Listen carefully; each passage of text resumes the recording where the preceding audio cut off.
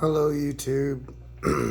I I am growing a hydroponic Carolina Reaper plant, and after much research and practice studying in about 8 months, I'm at the point where my plant is fully mature and it is fruiting, and I want to share it with you. I want to show the world what I did, how I got it to where it is, and what my suggestions if you want to follow suit.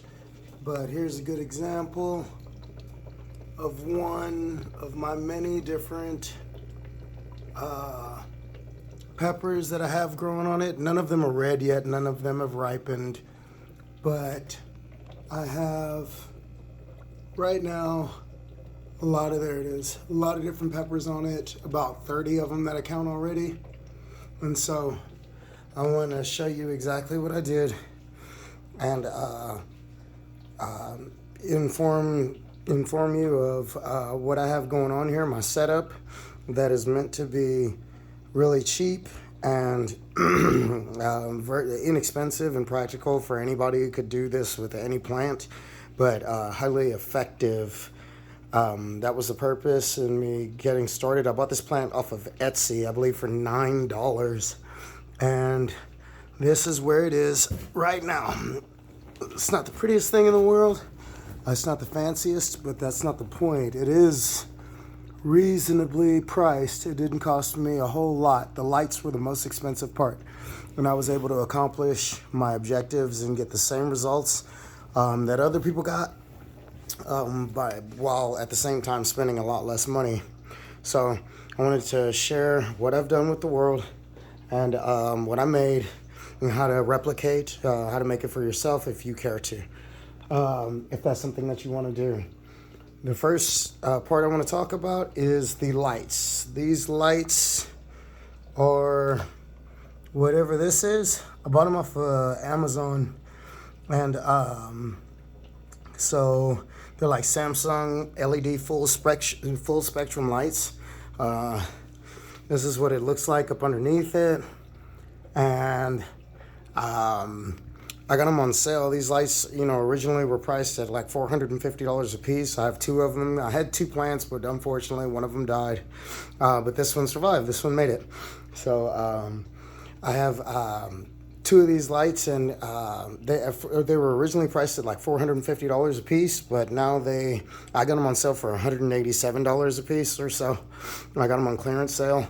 So they're like, I know they have Samsung bulbs or something, and then, like I said, these are the drivers for them, and they are full spectrum LED lights. So I know that they are important to have a full spectrum light, as opposed to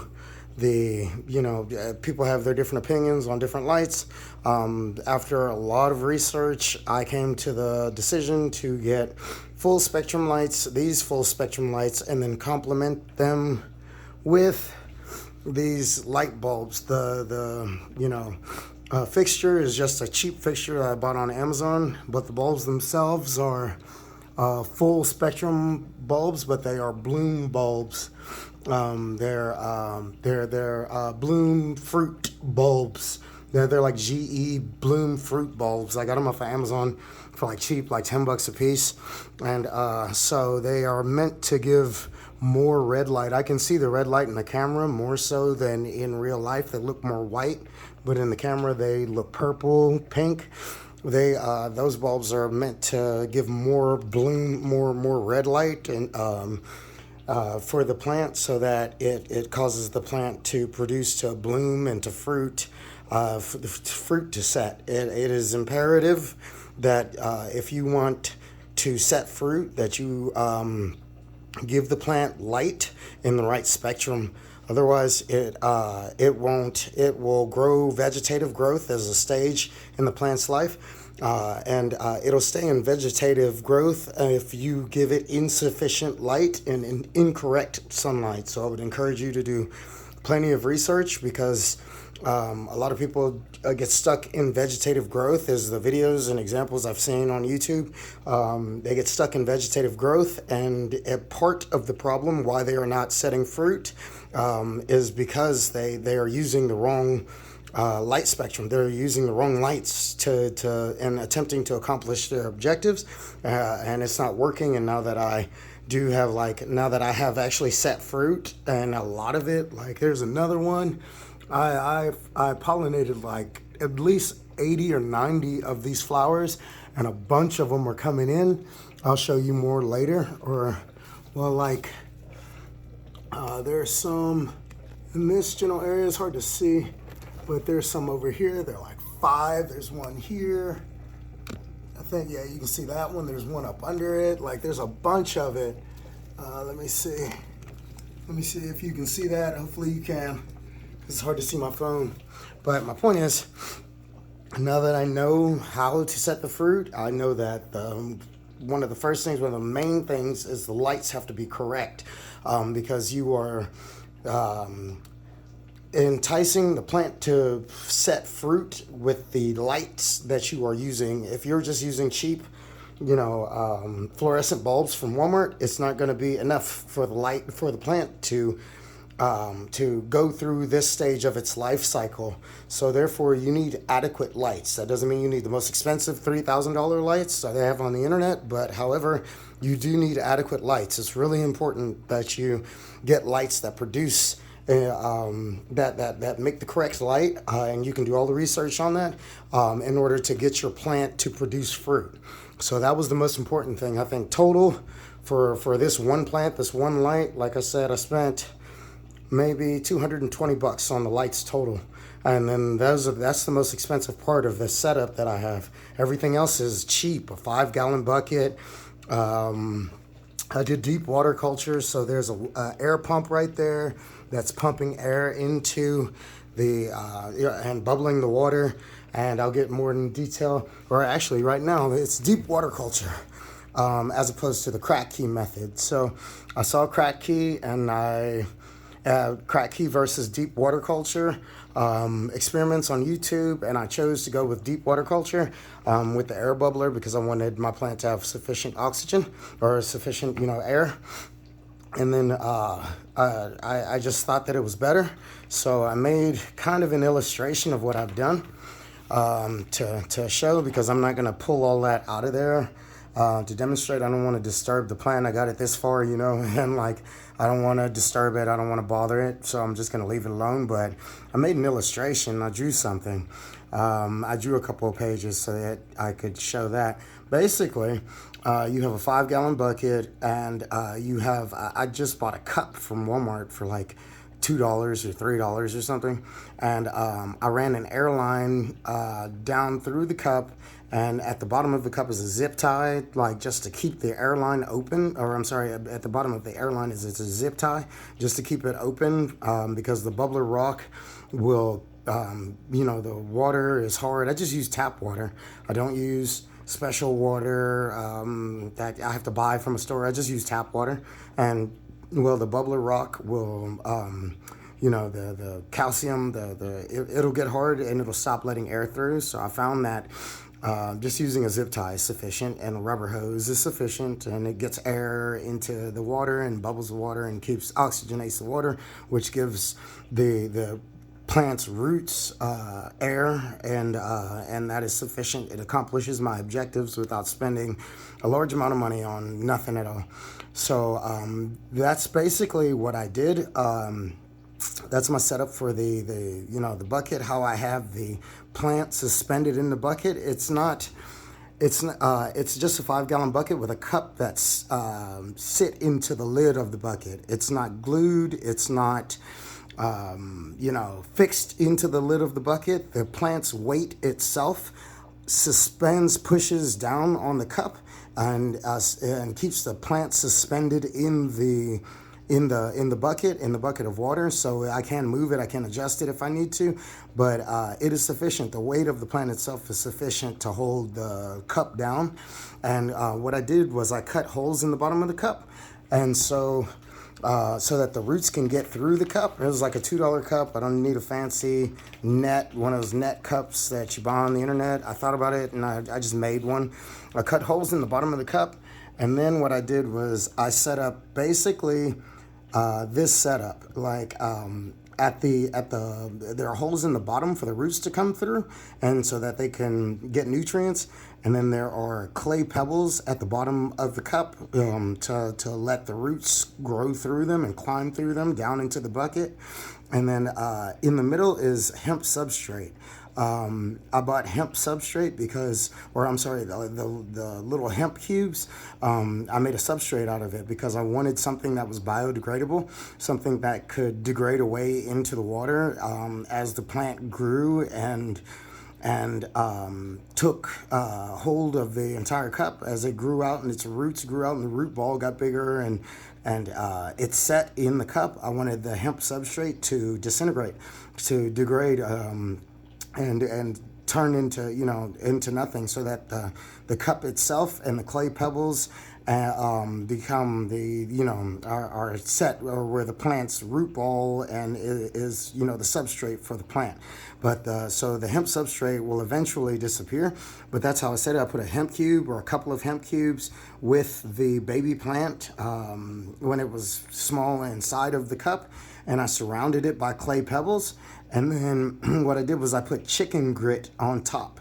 I filled up the cup with chicken grit gradually as the plant grew. I filled it up with chicken grit, and the purpose of filling it up with chicken grit is to create a barrier between the outside air, between the any contaminants. The outside air contains spores from fungus, and contains different things that can interfere with the growth of the plant.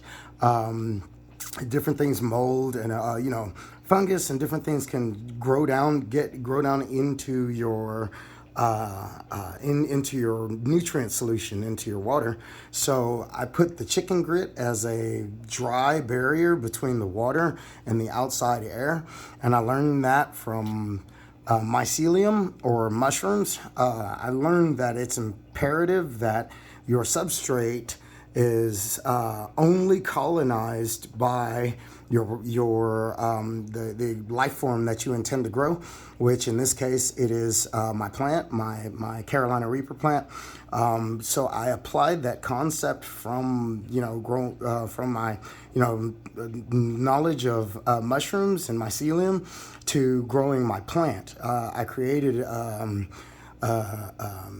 cup with holes in the bottom of it that contain clay pebbles for roots to grow through the clay pebbles and colonize the nutrient solution and absorb the nutrient solution. And then at the same time, the top of the plant could grow out and get the sunlight that the plant needed. And there's a barrier between the plant's roots and the nutrient solution and the top of the plant, and the outside world, in order to leave the nutrients available, or I'm sorry, in order to keep anything else from colonizing the nutrient solution and separate any kind of parasites or any kind of interference with the plant's growth, anything that would interfere with the plant's growth. And so it was a really cheap setup. It was really inexpensive. And like I said, that's basically my results. I got a 5-gallon bucket and I cut a hole in the top of it and I put that cup and I put the plant directly down into it. And then I started growing it. Originally, the lights that I had were just cheap grow lights, or I'm sorry, just cheap, red and blue lights that I bought off of Amazon for like $20. But what I found is they are insufficient. They're not powerful enough, and so you do indeed need full spectrum lights. As the plant ages and gets bigger, it needs more light. It needs the full spectrum light for the different stages of its life. It needs full spectrum light, and so those small red and blue lights are not sufficient for fully grown plants. You need big boy lights for big boy plants, and those red and blue lights are good for starting the embryos and for starting the small plants, but then you need to switch it over into real light. And originally I was planning to use sunlight exclusively, but then the problem is the number of hours per day that the plant would get in the sun is insufficient. And so it's best to buy full spectrum lights on sale or as cheap as you can get them.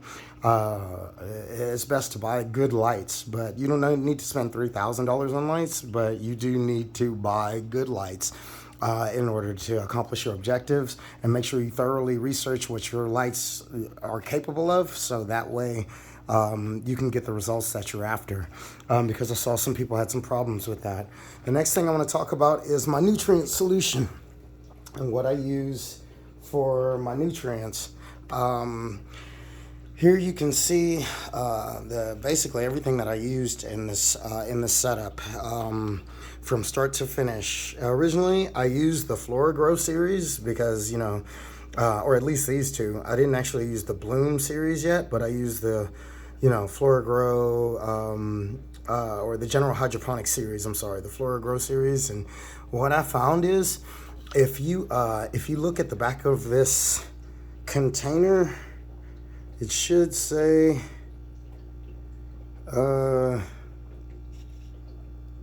if you look at this container, I'm looking for, it says somewhere, in the state of Mississippi, this product is classified as a low-grade, low-analysis fertilizer. Information regarding the contents and levels of metals in this product is available on the internet. Okay, so this is a low-grade fertilizer, and what I found is it's really expensive. It's like $36 for all three of them, for all three solutions, and it is a low-grade fertilizer. There's something that people are missing in that this General Hydroponics, it works really well on leafy greens such as lettuce and spinach and leafy greens, flowers, maybe leafy greens, flowering plants, but not for fruiting plants. What I found personally is that the General Hydroponics series is not enough. It's a low-grade fertilizer to start with, and it isn't potent enough to set fruit. It's not potent enough to do what you need it to do. So then I switched to Master Blend. Like, I started off in the small, early stages of my plant growing with that, but then once I did a bit of research, I switched to Master Blend. And this is not the original, or this is not a package. This is something I bought off of Etsy. I've been using it for months, and so there's only a little bit left, or there's some left, but it only takes 2 teaspoons of this per, gallon of solution that I make, and so it'll last me quite some time. I don't need the full size bag from the store. I just bought a portion of a bag from Etsy, and that's sufficient. But Master Blend is more potent nutrients, and so it helps, it makes it possible to set fruit. And because I am growing peppers, Carolina Reaper, I need to be able to set fruit. And I do not believe that General Hydroponics Flora Grow series is good about setting fruit. If it does work to set fruit, you're gonna have to use a lot of it, and as $36 for the trio of bottles, you're gonna use a lot of nutrient solution to accomplish the same objectives that you would with a more potent nutrient solution that's constant, or that's intended to grow fruit, that's intended to grow large plants like my pepper plant, or like if you were growing like an apple tree or something, whatever the case may be, because you can use it in soil and stuff. I believe that the Master Blend is better for what I need it to do, and so better for setting the fruit. And so I use my own unique combination, the Master Blend, powder. And then I use liquid calcium. It's basically the same nitrogen NPK. It's the same exact thing as the Master Blend's recommendation, or what comes in what you purchase. So I just bought it off of Amazon, but it's 15.5 nitrogen, And then I use the Master Blend powder, which is 4, you can't really see it, but it's 4-18-38 MPK. And then I also fortify with CalMag. It is general hydroponics, but calcium, Cali Magic, or calcium magnesium, for good root growth and for good, for good pepper growth and like all that stuff. I fortify it with nutrients so that way it is. My fruit sets and it holds, it doesn't fall, it doesn't drop as much, because I've read that if you don't have enough nutrients, that the fruit will not will drop, or like it won't set fruit with insufficient nutrients. So that's basically what I've been feeding my plant for months now. What's important is the temperature, but I'll go in detail about that later. It cannot be over 85 degrees Fahrenheit, otherwise the plant it'll drop all its flowers and it won't set fruit. It doesn't like really high temperatures, but right now it's the middle of January, so it's perfect time. I'm setting fruit, and I have about 30 peppers that I just counted, or maybe more coming in. This is my way of just these three are all I use to give it nutrients, and I give it nutrients about every week and a half. And I'll give you, basically it's a 5-gallon bucket, and I mix 1 gallon of nutrients, and I give it maybe a quarter of a gallon of nutrients. I eyeball it. I don't really measure it exactly. Like I just eyeball it and give it about a quarter of a gallon. I fill the 5-gallon bucket up, and then I give it about a quarter of 1 gallon of the nutrient solution that I mix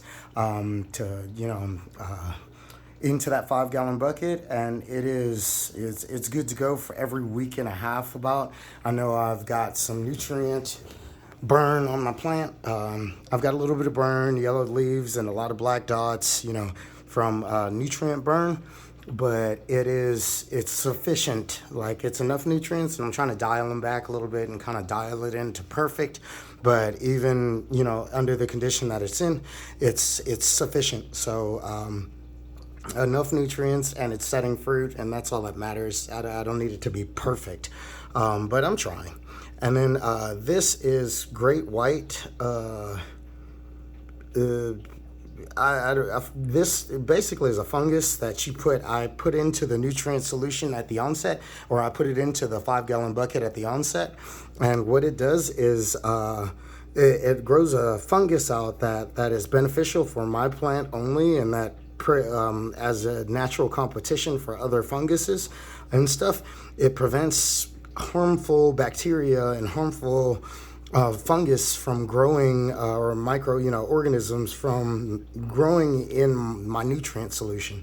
So it's basically my water is colonized by this fungus that I deliberately put in it, and that prevents other funguses from growing inside, and it is beneficial to my plant for whatever reasons that were described. I just bought it and put some in there, and it grows. The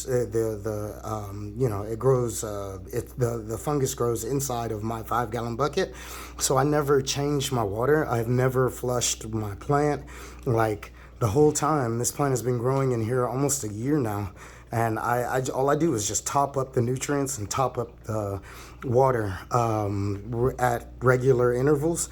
And yeah, I've never had a problem with any kind of, smell, any kind of decay, anything. And I'm pretty sure that's part of it. Nothing is taking over my nutrient solution, and I think it's because I put that great white stuff in there. I also use on my plant, I found a little secret on the internet, tomato and blossom set spray, and it says that it promotes blossom set and fruit development and increases the yields. That's what it says it does, and I kind of believe it. Because, like I said, there's so many. I've been spraying it just once every 2 weeks for the last couple of months now, and here's another one. You can see it. There's another Reaper here. It's hard to focus, but there's another one coming in, and they're everywhere. They're just basically starting over here in this general area. There's one here, and then there's another one here, and then there's like a bunch of them coming. There's one here. I tried to count them, but I'm starting to lose count now because there's so many of them. I don't know if you can see it. Yeah, you can see it right there. Okay.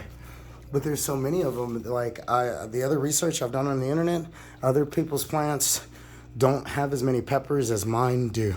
And there's a guy who has like, hundreds of peppers on his plant. Mine isn't there at this point in time.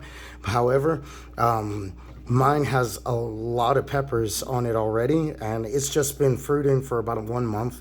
I pollinated. I went around with a nail brush and pollinated like all the different flowers, and about a month later I have about 30 to 40 peppers coming in on my plant at the same time. So it's one of those like super plants that people grow. And that's the purpose of this video, is to show you how I did it cheaply, like reasonable price, so that if you care to, you can as well. It's not super expensive. And the last thing that's important about the nutrients is the pH balance. What I learned from this is this information here. The pH level, or I'm sorry, these nutrients are available. If the pH is depending on the pH level. And pepper plants specifically, I did research it. They like a pH level of 6.0, about 6.0 to 6.5. So you have to. I use this color indicator, just eyeball it, and it's important to keep the pH balanced, because if I add water, if I add more water, it'll just go blue, and certain nutrients are not available. Nutrients that are necessary for fruit development and stuff. And so it's important to keep the pH balanced, and that's something that I learned on the fly. Like, it's important to just keep the pH balanced so that all the nutrients are accessible to the plant. And so that's basically, I had to buy more because I'm like almost out of these. They were small, but I do this every time I add water to the plant or add nutrients to the plant. I adjust the pH every couple of days, every like 3 days now, so that nutrients are constantly available for it, so they can, have all the nutrients that it needs. So it's been, like I said, it's setting fruit, and it's setting a lot of them. And that's basically my nutrient solution in my program on, the nutrients that I use. And then, balancing the nutrients balancing the pH, and making the nutrients available to the plant so that you don't experience nutrient lockout. And then as far as general hydroponics is concerned, I'm just not going to use that, or I'll use it on a different plant. I think it's good for lettuce and different little crap, but not for big trees. I don't think that's good for trees, not necessarily. So I'm not going to use it. Like I said, one thing I wanted to talk about with the plant is temperature. Like I said, the temperature balance on pepper plants, it's important to keep it at below 85 degrees if you want to fruit. Or pepper plants can grow vegetative growth in regular weather, but the problem is, or like outside, but the problem is above 85 degrees for Carolina Reapers specifically, it starts to get too hot for the Reapers. They won't set fruit. Their leaves start to curl, and they don't like excessive heat. They don't like excessive heat at all. So it's important to keep the temperature down below 85 degrees Fahrenheit, but above 50 degrees Fahrenheit, because below 50 is too cold, and they'll die or something. But see, I live in Southern California, and it's difficult to, in the middle of July and August, it's difficult to keep the temperature in the house or outside below, 85 degrees Fahrenheit. It gets pretty hot during the heat waves and stuff.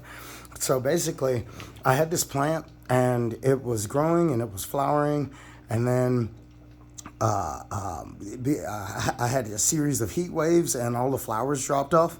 And it lost all its flowers, so I just waited, and I kept it alive, and I kept the vegetative growth, but I just waited, and then after it started to produce flowers again in about late October to, early November.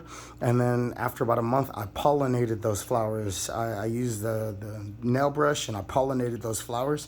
And that's when it started to set fruit, now that it's cooler. But during the hot temperatures, it's not a good idea or it's not going to fruit. It's not going to fruit, in my opinion, and from what I've read on the internet. And so don't be discouraged if your flowers drop. It's just too hot. But on the other hand, I didn't want to buy a grow tent and an air conditioner for this plant because it's a plant. And to me, I don't get to live in air conditioning all day long, and so I have to deal with the heat, and this is a plant. And so I just waited for, outside to be cooler as opposed to pampering this plant and giving it a better life than I live because it's a plant. So that being said, I also wanted to talk about topping. A lot of people top their plants. A lot of people that I see on the internet are cutting the ends of their plants off in order to get rid of in order to control the size of the plant. And as you can see, I have a really big plant, right? I have a giant plant. It's like almost the size of a recliner. Like it's like huge. But also, you should pay attention to the fact that with the Carolina Reaper, at least, my flowers and peppers come from the extremities of the plant. They don't come from they don't come from inside the plant at the base of the plant, at the up the spine of the plant. It's kind of hard to see. They don't come from inside the plant. The peppers don't come from in there, from what I see. Where the peppers come from is outside the plant. Where the peppers come from is the fingertips, or like it's a plant, but they come from the outside of the plant. So therefore, if you trim the plant back while it's growing in order to, control the size, you are also cutting your fruit off of your plant. Excuse me, cat. Hello, cat. As you can clearly see, all of my flowers come from the extremities. All in the fruit. There's another one. They're everywhere, dude. They are everywhere. But they're coming in. Indeed. All my flowers come from the extremities of the plant. They only come from the outside. They come from the outer edge. So if I trim my plant back in order to make it a neat little bush, I'm going to cut all my fruit off, and it's not going to, then the plant is going to be trying to fruit without, so in my opinion, it's better to leave the plant alone, to let the plant go through its life stages and to leave it alone, and don't try to make the plant what you want it to be. You should stand back and facilitate the plant's process. And that's what I did as a farmer and, stuff. What I view it as, I should not make the plant obey me, but I should aid the plant and help the plant to be the best that it can be. I'm a servant to the plant. I give the plant what it needs so that it can thrive, and let the plant do its own thing and do what it wants to do, its natural biological function. I don't, at the right times, at the right stages of the plant's life, I don't make the plant be what I want it to be. I let the plant do what it's programmed, what it's designed to do. So that's the major difference between people that I see on the internet. They can't get their Reaper to grow. They can't get their Reaper to fruit, and they're asking why. And I think that it has something to do with the lights. I think you need the correct nutrients solution. Potent enough nutrients in the right increments, and then I think you also need to let the plant do its thing and not try to force the plant to do what you want it to do and be the size that you want it to be, because you are hurting, or you're maiming the plant, and you're cutting the plant during growth phases of its life, and all it's going to do is try to regrow again. Like you're shooting yourself in the foot. You can't have fruit because you're cutting off where the plant is fruiting, wood fruit. So, like, that's my opinion. I don't know if I'm correct or not, but as I do have fruit, I guess I have a little bit of, I have a little say. That's my opinion. So there's my 2 cents. Whether I'm right or wrong, I don't know for sure, but this is the way that I found to get fruit. So I would encourage other people, if that's what you want to do, then do it. And the last thing I was going to talk about is capsaicin. The Carolina Reaper is reportedly, it's hot. It goes up to 2.2 million on the Scoville scale and blah, blah, blah. So, like, it's a hot pepper. But I started researching and asking questions. Why? How do I make the pepper hot? What makes a pepper hot? Because I get peppers from the grocery store and stuff, and they're not hot. They don't have any heat. Like, it's a pepper and it's flavorful, but it's not hot enough. And that's why I started this whole project, was because I wanted hot food. And I couldn't figure out what the heck. I'm going to the dollar store or to the grocery store, and the peppers that I'm getting are like meh.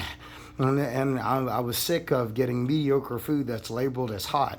I like really hot stuff. So I decided to just grow my own. And then if this is not hot enough, then I guess my mouth is beyond this world, but or some kind of supernatural or something. But I'm tired of getting medium, mild, and labeled as hot, and I'm just supposed to accept that that's true. So I don't, and I went out and found the hottest pepper in the world, the hottest pepper plant in the world, and ordered it off of Etsy and decided to grow it hydroponically with all the nutrients. And this thing has hairs on it and stuff, and little hairs, and like, it's bad. This plant is bad, right? So if this is not hot enough for me, then nothing will be on the face of the earth, from what I understand. So I guess I'll just have to die, dissatisfied. Right on. But my point is that I started searching, how can I make my peppers hot? What makes a pepper plant hot? What makes a pepper hot? And what I learned is stress makes the pepper plant hot, like the pepper hot. Stress and also cannabis. Stress is what causes the cannabis plant, for example. Different stresses cause the cannabis plant to produce high amounts of THC, as well as other psychoactive substances, and then we as human beings ingest that the plant, the buds, and it has a favorable, desirable effect on our minds. And so that's why people grow marijuana, is because they want that favorable effect. But the way to increase the potency of the marijuana that you are ingesting is by stressing the plant during its growth cycle. And the same thing applies. I had to go to the potheads, man. I had to go to the people who smoke marijuana, or grow marijuana at least, in order to find out, how do I make my peppers more potent, so that I don't go to the great length of growing peppers only to find out that they're mild, because if that happens, I'm going to be severely disappointed. So what I learned was that you have to stress the plant, and there are several different ways to stress the plant, including increasing the light. I could increase the light with this little dial here. I can increase the intensity of the light, but the problem with that is, I don't necessarily want to do that at this point in time. But you can increase the light, you can increase the wind, blow a fan on it, and that'll make wind stress. You could make drought stress by holding back the water, but the problem, not necessarily in a hydroponic scenario. Mine is hydroponic, but those are different kinds of stress to stress a plant. But I also found that there are some stoners that do some weird stuff. They pierce the plant, and they cut the plant, and you can also pull off a few leaves or something from time to time, which is what I do. But also, there's some people that do some really out there stuff with bamboo sticks, and they harm the plant in order to get the plant to grow, to produce more THC, so that the marijuana that they're growing is more potent. And I'm not going to super great lengths with mine, but one thing I did was this is a needle. I don't know if you can see that. This is a needle, and it is skewering. Oops, sorry. I have a selfie stick, and it is there's a nice clear shot. That's a needle, poking straight into that arm of that plant right there. And it's causing the plant stress. It's telling the plant, it's keeping this plant constantly under stress. And the intention, anyway, is to make the plant, force the plant to produce high levels of capsaicin, which will manifest in the peppers, and then so that my peppers are extra potent. And while I'm down here, you can clearly see my raggedy setup of, you know, my cup and the chicken grit, and there might be a little bit of like mold or something on the outside, on the top, but everything is stopped right there. So nothing can colonize my substrate, my water, my nutrients, because everything is stopped right there. You have to keep light out of the nutrients too. I forgot. So you got to use a black bucket to keep light out of your nutrients. Otherwise, algae will grow in your nutrients and in your nutrient solution, and it'll choke out the plant, and it'll keep the plant from getting nutrients. So it's important to keep light from getting to the nutrient solution, especially when the plant is young. And yeah, this is the bottom. This is the you know, like I said, chicken grit and clay pebbles and some hemp cubes that probably have broken down already. And I've got, you know, I also this plant, I'm growing it. It's hard to see beyond that because the camera's in the, or the, I'm sorry, there's a thing in the way. But let me see, it's hard to show you everything right now, but there's the stalk, man, and it's got a bunch of, there's a good shot, I suppose. It's got a bunch of these branches coming off it. The stalk laid down, it grew up straight, and then it laid down, it fell over on its side, and instead of propping it up with like a stick or something, I let it lay on its side, and then I let the branches grow out of it sideways. So now it's got like 8 main branches that come off it and create this plant up here. But like I said, like this is one of the main branches here. A beautiful branch. It's coming and it's starting to get woody and stuff. And well, like what that does is it keeps the plant from getting too tall, because what I found is this plant won't stop falling over. So I just zip tie it to this pole here that was like an old, you know, photo frame thing that I bought off the internet, and then I just set it up with these lights on it. But I just zip tie the plant to that to keep it from falling over, because it just continues to fall over. I don't know why. I keep resetting it, and then I come home and it's leaning in the opposite direction, and like it's a pain. So I just zip tied it a bunch of times down here too. I just zip tied it to this pole so that it has to be still and it can't lean out of the light, or I don't know what's going on with it. It was trying to, there were 2 lights. This one's name is Charizard, and there were 2 plants. The other one's name was Vileplume, and Vileplume died. It fell over, and I think it went into shock, and it just died, unfortunately. But Charizard made it so far. And one day I came home, and Charizard was leaning over, even though they both have their own lights here. Even though they both have their own lights, like Charizard was like leaning over into Vileplume's space and trying to kill it and murder us.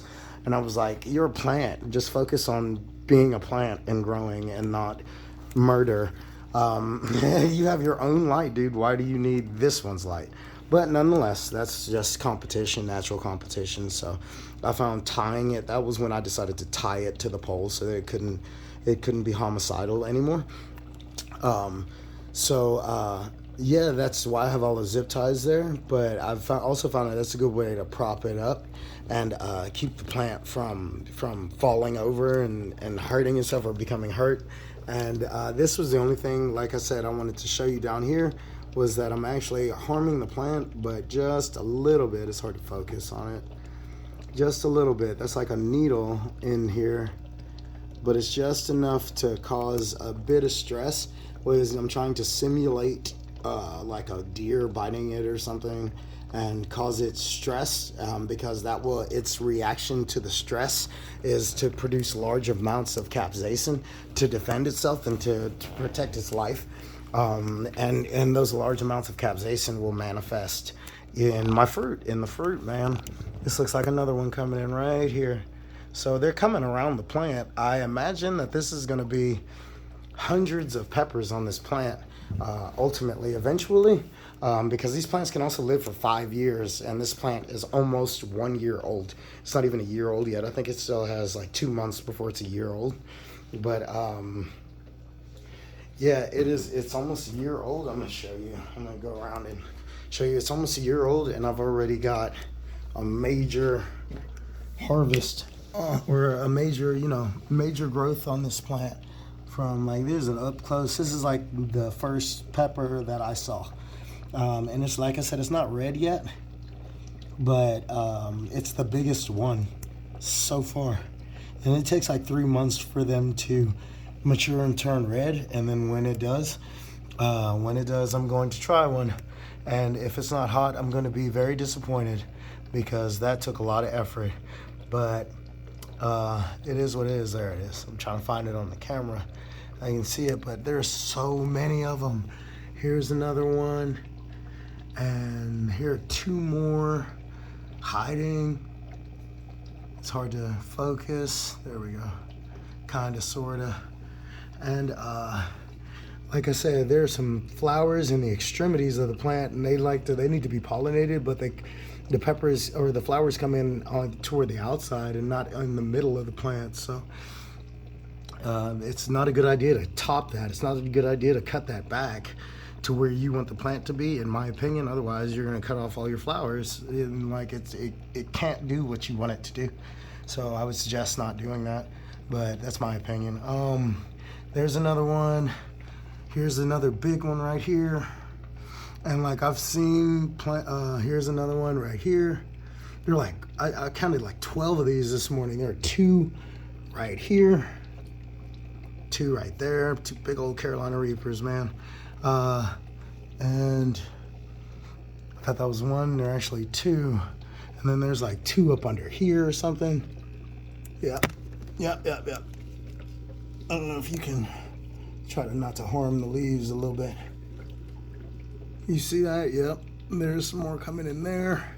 Because I went around with a nail brush. It took about an hour of my time and pollinated every flower that I could see. Every one of them. And this is what I wanted to show you. There's another one right there. Up here. That's coming in. And yeah, man. I'm gonna make a video. There's another one right here. I'm gonna make a video of me eating one of these. Check it out. But what I was gonna say is I've seen videos online of people Carolina Reaper grows, and growing it in dirt and growing it regular. And the other videos that I've seen, these people, their Reapers came, or their plant completed, its cycle, or they stopped the video at least after about 4 peppers, 5 peppers, 6 peppers, and 4 or 5 or something of that nature. Oops. Sorry, it's my selfie stick. And here's another one. Here's the second here's the second one that I found, is right up under there. It's a big old, like a pumpkin. That's a giant pepper. Well, so they're just getting bigger and gnarly. Well, yeah, this one, I count like 30 of them on mine compared to 4 or 5 or 6 or like 7. And I think it's because of hydroponic. I think this is why a good reason to do hydroponics is because you have an increased yield due to the readily available nutrients and the lack of competition outside with bugs and birds, and heat is a killer for all life. The sun is too hot, man. It's just too hot. So it causes problems. And what I found in growing hydroponics is the purpose in growing a hydroponic is to eliminate the competition, eliminate the stress, eliminate the things that will actually kill the plant, and clear a path so that the plant can grow on its own, uninhibited, without interference from the sun or deers or aphids and insects or heat or floods or water or anything. Like you make ideal conditions for the plant to grow in. So it's not a special chemical or something that you spray on it. It's like you make ideal conditions for the plant to grow in, and then you just help to facilitate the plant's growth in the conditions that you made for the plant. Like I said, with the cup and grit and eliminate all the competition. And this is what I've come up with so far. And I wanted to share it with the world. I wanted to wait until like I was right because I didn't want to fail and make a video on YouTube and have failed at accomplishing my objectives, which is indeed, after all of this, to get a Carolina Reaper, to get the hottest pepper in the world so I could taste some serious heat. I wanted to, that's the objective. And until I got the actual peppers, I wasn't willing to make a video about what I was doing, just in case. So, you know, just in case I was wrong. But I count like 30 peppers, and I'm looking at another new one right there. Is that it? Right there. There's another one. It's hard to focus there. Nope. Okay. Well, anyway, now that I have it, now that I am producing, I am fruiting, I am confident like that my method is correct, and eureka, I did it. And I feel like now that I've done it. This is one of my many projects. I'm also having rabbit babies right now. I have a bunch of, they're so cute, they're adorable. It just blows my mind. And then my bike is running good. My car is going through it right now, but I'm fixing it up, and I've got a lot going on in my world. But this is something that I wanted to share with the world, because I see people asking in the comments, asking questions about how to grow and what they, growers use, and asking questions, seeking the knowledge, and they don't have necessarily access to it, or you have to do a lot of research, which I did. And so this is like a 50-minute video, but to summarize, this is what I did to grow my pepper plant. So I hope it helps somebody, I suppose, or if you want to do it, man, totally go for it. And it not only does it apply to a pepper plant, but any plants you want to grow hydroponically. I've seen a guy grow like the dragon fruit plant. That's a cactus, and he's growing it hydroponically, and it's like, that's an oxymoron. How the heck do you grow a cactus in water? But it works, and if it ain't broke, don't fix it, man. So right on. Thank you. Thanks for your time. This is just my gift to the world to say, you know, this is how I did it, and it's working for me. So maybe it'll work for somebody else too. All right. Thank you very much.